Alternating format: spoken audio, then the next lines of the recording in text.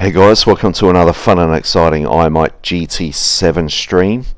This is the Nations Cup at Sarthe in Group 1 cars. And I picked the Porsche 962C, I think it is. Tried not to qualify and accidentally went over the line, so I'm starting 8th, I think.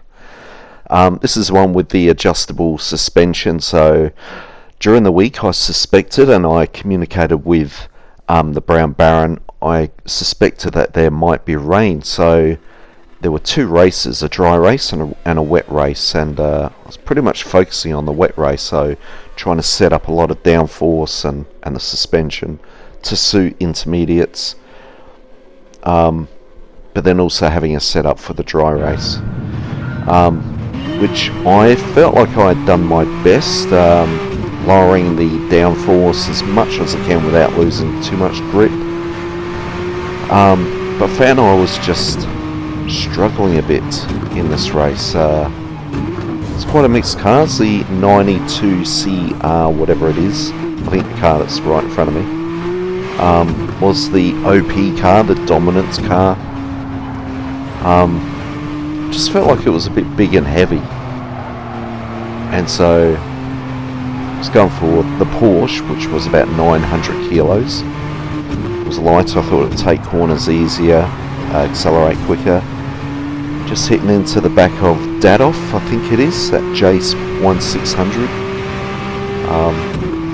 Giving him a helping hand unintentionally. So still in 8th place. And this is the top end speed on some of the other cars. It's incredible. You know, I tried some hybrid cars on the very first day. I tried some hybrids, some MR cars, you know, mid-engine, rear-wheel drive, all-wheel drive cars, whatever, just the whole range. And the hybrid cars, I found they would lose their energy, their battery energy, quite quickly.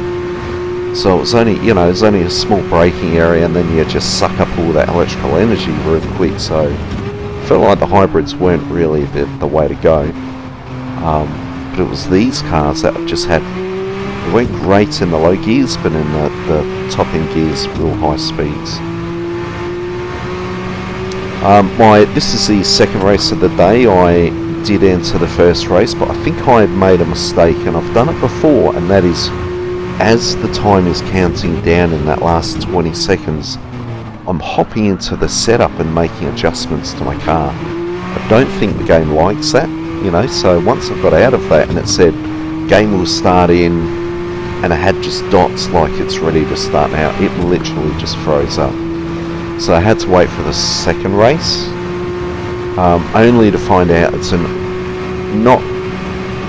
not wet weather at all, it's just a dry race. So putting on the dry setup,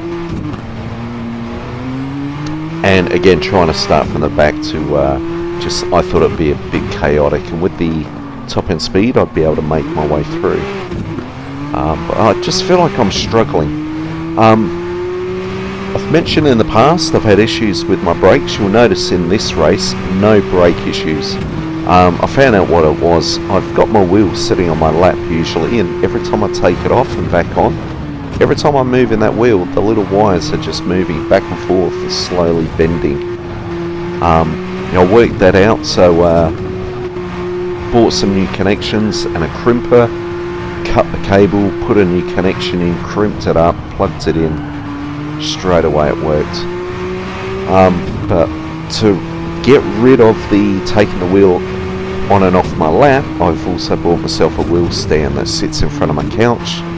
I've just got to stop it sliding on the carpet every time I brake and accelerate. So a bit of a step up. Hopefully it will improve. This race is not a good gauge for whether or not it's going to help my driving. So I've missed a bit of that. I've got past a few people, so I'm in 5th place, which is looking good. Look at this understeer.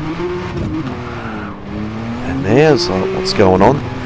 My setup, sorry. I've got traction control 2, you may have seen it. Active stability management on, counter steer on strong. And brake balance somewhere near the front, I think, to try and look after the rear tyres. I've looked through the replay. A lot of people do have traction control on, but the active stability management and the counter steer off. I just wasn't sure, and just for insurance just had them on. So getting reasonable top end speed, and my cornering is, you know, seems reasonable. I'm not out of control, but I just seem to slowly be falling away. And I think it was in the race at this point where there's a reasonable gap in front of me and behind me. I did notice the people behind me were slowly starting to catch up. So tool shed is an example. You can see him in the rear view mirror now. I've raced against him before, get along well with him, and it's obvious he's catching up. So I thought, well, when the time is right, hopefully on a straight, if he's indicating that he wants to pass, then I'll just, you know, pull aside and let him go.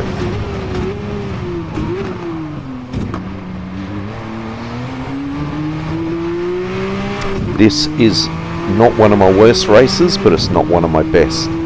I don't know, I just struggled in it for lap times. I don't know if it's speed, maybe it's my cornering is a bit laboured. I think I'm losing time on the corners.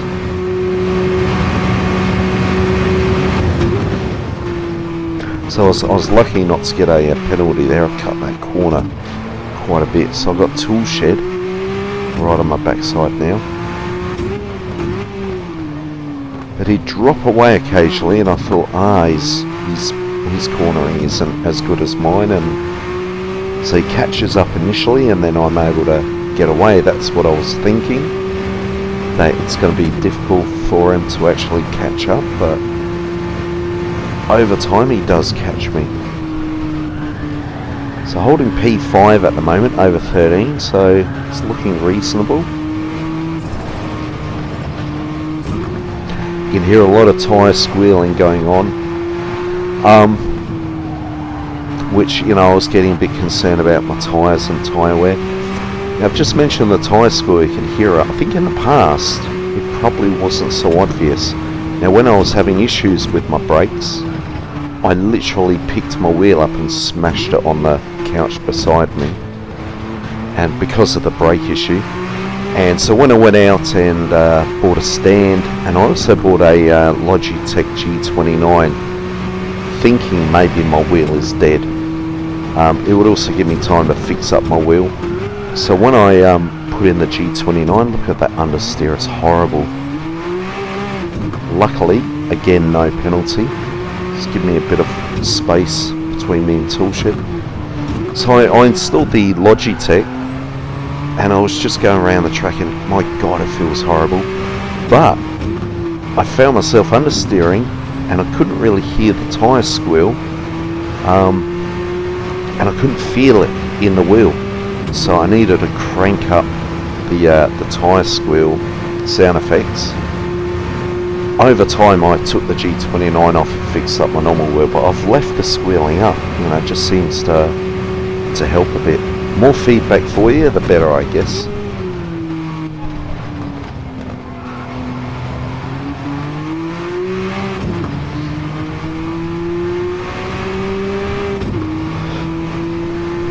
So Toolshed's still on my tail. I guess he's grabbing that slipstream.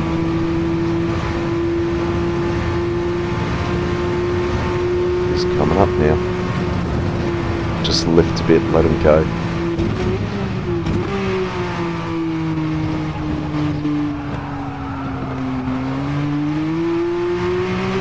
And then I'm looking at the gap behind me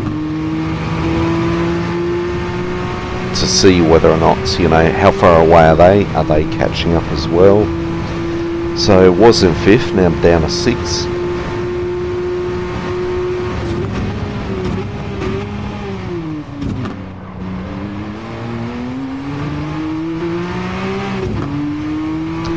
And it's, yeah, around here, like I said.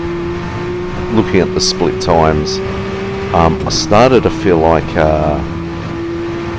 yeah, I was really struggling, and all this practice I've been doing and thinking I've got a really good top end speed and good corner management just doesn't seem to be paying off. I'd really contribute that to my belief it was going to be a wet race, and I was putting a lot of focus in wet weather, trying to set myself up so when I go to intermediates I've got the right settings for the wet. So I invested a lot of time for the wet weather and pretty much ignoring the dry weather. I've had 2 weeks to prepare for this. I didn't do the Nordschleife in the manufacturers. It's not a track I like. I did watch a number of replays, live and recorded, and I started to think maybe I should have done it because of the wet weather. It was a bit slower, but I'm still happy that I didn't do it. It's just not my track.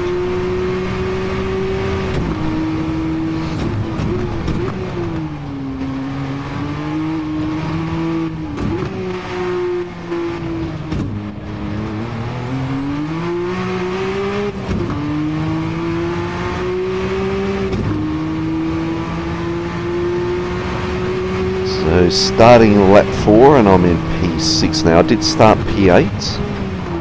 So in the scheme of things, I'm still a bit of understeer there.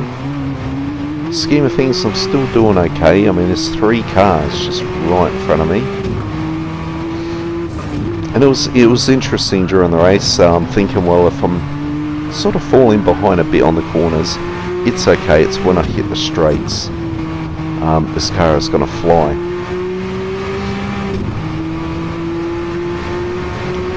But I was taken back by how quick most of the other cars were. You know, I thought I'd just be mowing them down.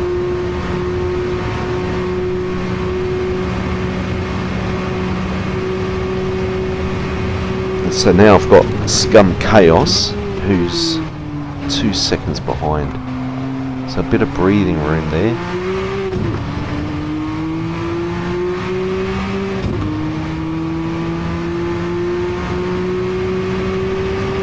And Toolshed, he's just slowly pulling away. I've lost his slipstream, of course. And he's just pulling away. So my top end speed isn't as good as what I thought it was going to be, or dominant as I thought it was going to be.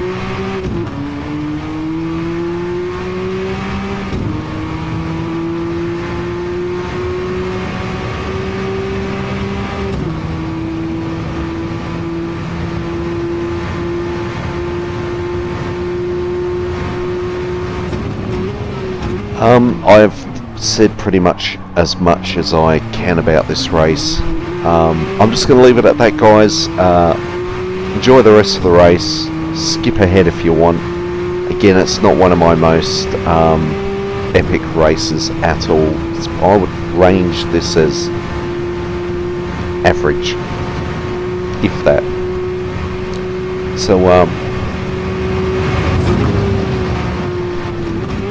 So hopefully you've had good races. Post them up again, as I always say. I'll watch them and make a comment, and looking forward to seeing you all on track one day. Until next time, bye for now.